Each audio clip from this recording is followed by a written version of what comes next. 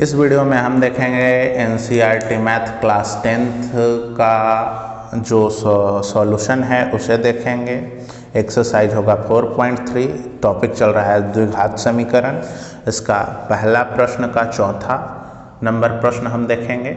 प्रश्न हमको कहता है क्या कि द्विघात समीकरण दिया हुआ है, उनके मूलों का अस्तित्व की जांच करिए और अगर अस्तित्व है तो पूर्ण वर्ग विधि द्वारा हल करिए।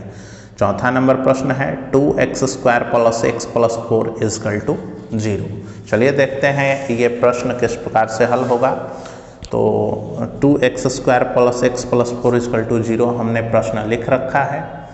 सबसे पहले हमको इन द्विघात समीकरणों के अस्तित्व की जांच करनी है और अस्तित्व की जांच करने के लिए हमने आपको बता रखा है कि आपको डिस्क्रिमिनेंट, जिसको शॉर्ट में डी कहते हैं, विवेचक या विभक्तिकर, जिसका फॉर्मूला हमने आपको बता रखा है b² - 4ac, उसे लगाना है।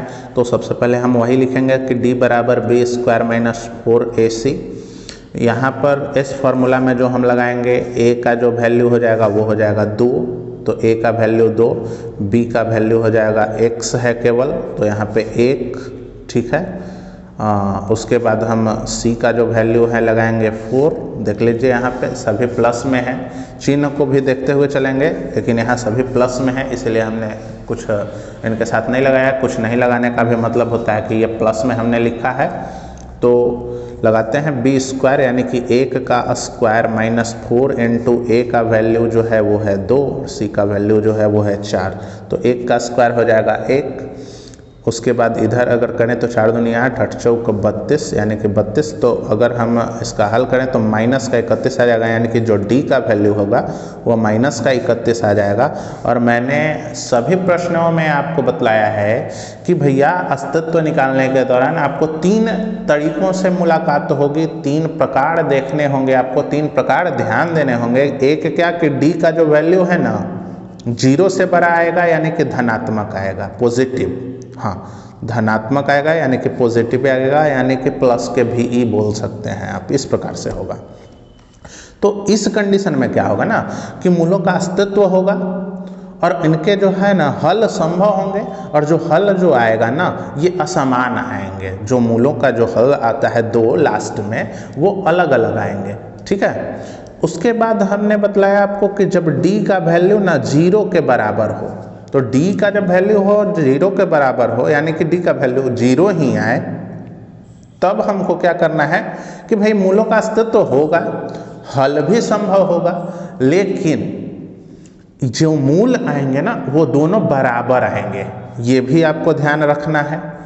फिर तीसरा कंडीशन हमने आपको बतलाया कि जो d है ना इसका जो वैल्यू है 0 से कम आ जाए यानी कि ऋणात्मक आएगा। इस कंडीशन में क्या हो जाएगा, ऋणात्मक यानी कि माइनस आ जाएगा। तब क्या करना है, ना ही मूल का अस्तित्व होगा इस कंडीशन में और ना ही हल संभव होगा, कुछ भी नहीं होगा। आपको ये बात ध्यान रखनी है।